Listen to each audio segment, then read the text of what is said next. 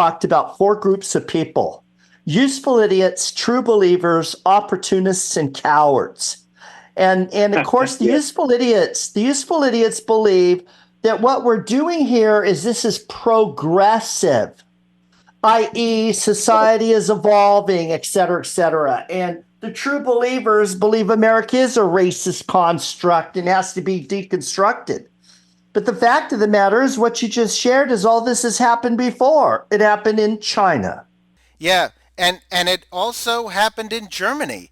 You know, a lot of people think that communism and Nazism are worlds apart ideologically or philosophically, but they really aren't. There's a lot of overlap. A lot of the philosophers that are associated with Nazism interacted and talked with a lot of the Marxists. One of them, the most famous, was a guy by the name of Martin Heidegger. He actually helped Foucault come up with this theory of deconstruction. Well, the interesting thing about him is that he was president of Freiburg University.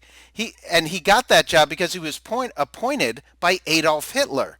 So so this is a guy who was a legitimate Nazi. Carl Schmitt was another Nazi. These guys were really came up with the philosophical underpinnings of what we think of as Nazism, and they had a lot of friends that were, you know, that were postmodernists and were Marxists. So woke, we see, has a lot of overlap between Nazism and Marxism. They're a lot of the same thing. It's really the teachings of Marx seen through the eyes of nationalism is really what Nazism is, and the teachings of Marx being seen as a globalist is really what communism is.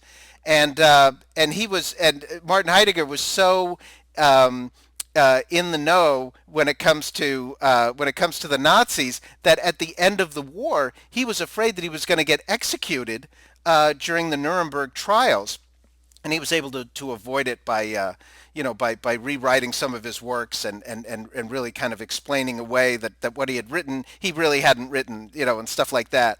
So I think that if more people understood, the reason why I wrote the book is I think if more people understood how much Nazism and how much communism are in what we think of as woke, then they wouldn't be, as you call them, a useful idiot that believes that woke is going to get rid of racism, or it's going to get rid of sexism, or it's going to get rid of all unfairness in our society.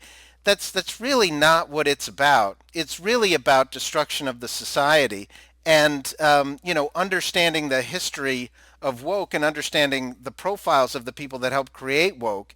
Once you know that, once you're exposed to that, you really can't be a useful idiot and believe that this woke movement is up to some kind of good, or is it all noble?